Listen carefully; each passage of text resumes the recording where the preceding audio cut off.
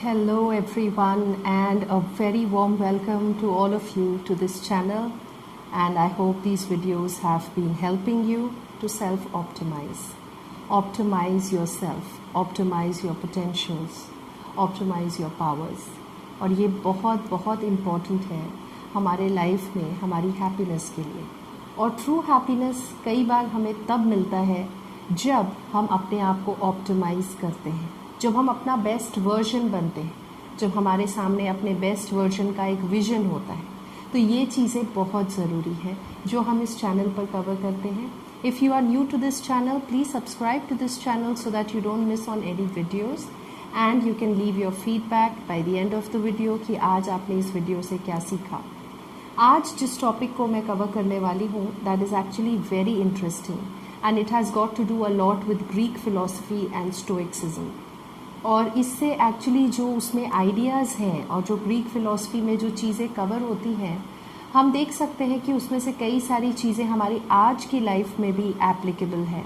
जो बातें तब कही गई थी लेकिन वो बातें आज भी हमारे लाइफ में उतनी ही ज़्यादा एप्लीकेबल है जितनी उस समय थी। प्रैक्टिस करना इन आइडियाज़ को बहुत ज़रूरी है।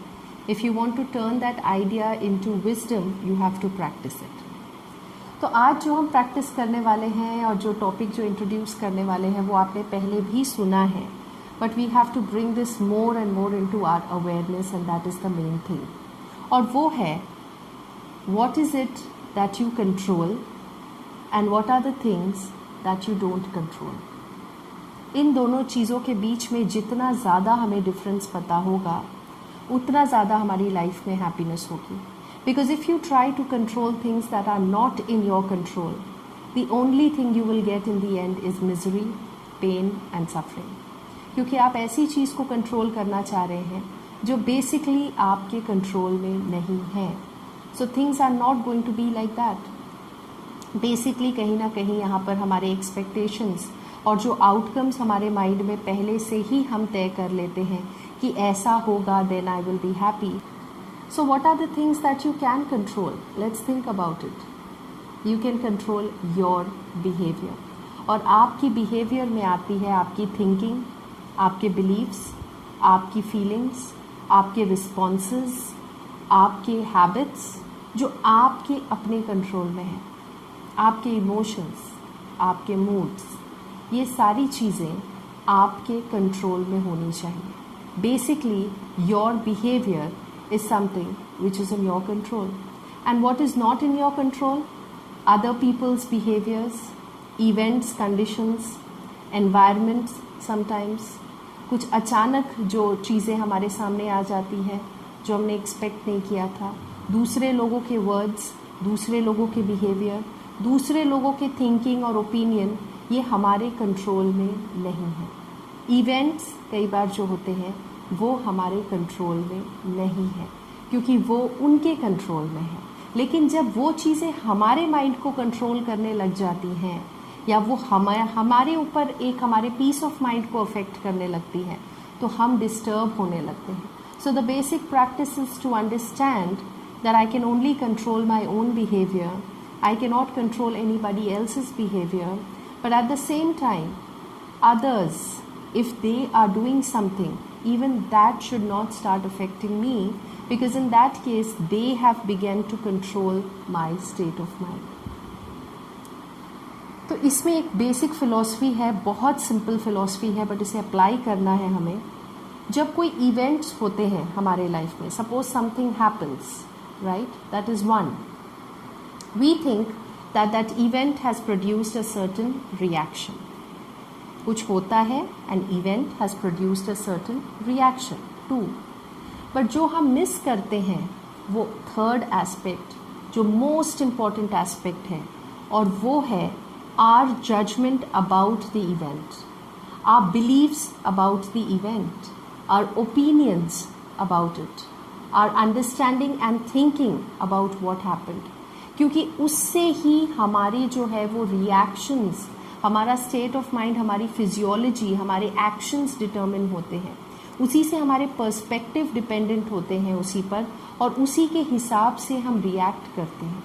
तो एक्चुअली इवेंट अपने आप में एक न्यूट्रल कंडीशन है चाहे वो लोगों का बिहेवियर है, चाहे वो लोगों का एटीट्यूड है, चाहे वो कुछ भी जो हमारे आसपास होता है, एक्चुअली वो एक न्यूट्रल इवेंट है। इसलिए कहा जाता है situations don't have any meaning of their own, it is what meaning you assign to that has happened.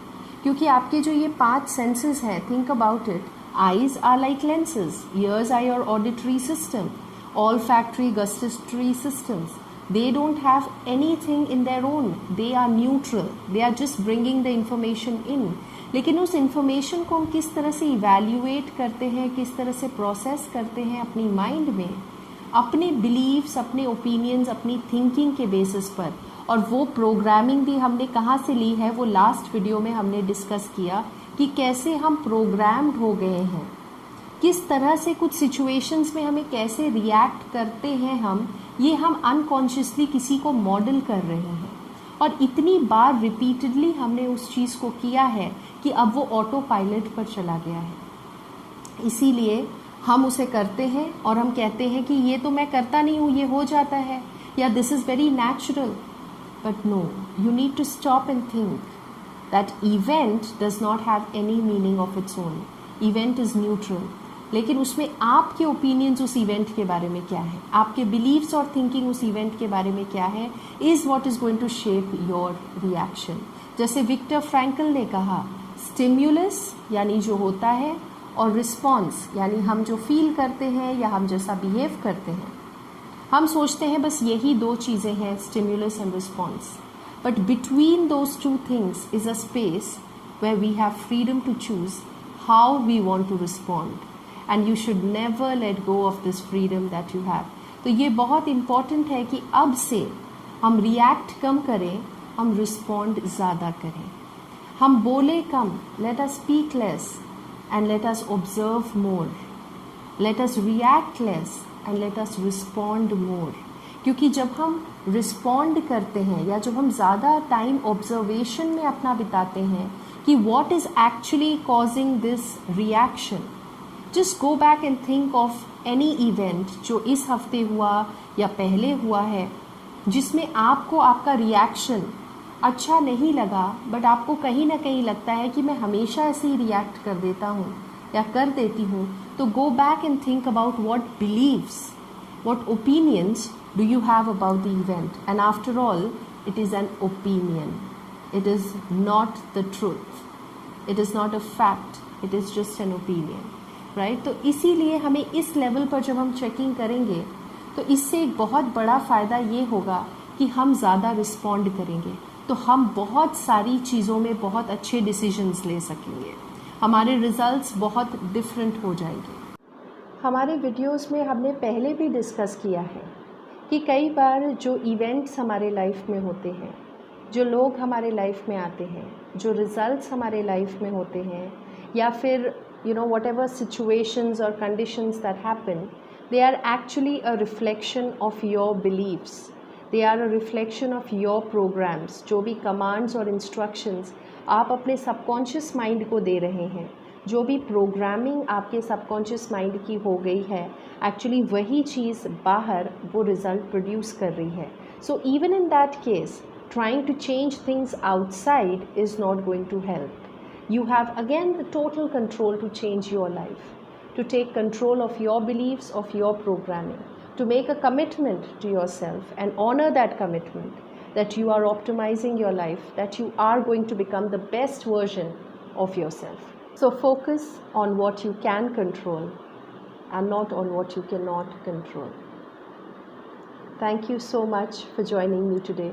Please leave your feedback and let me know what you've learned from today's video and what are you planning to actually implement in your life, because that is what is actually going to make all the difference.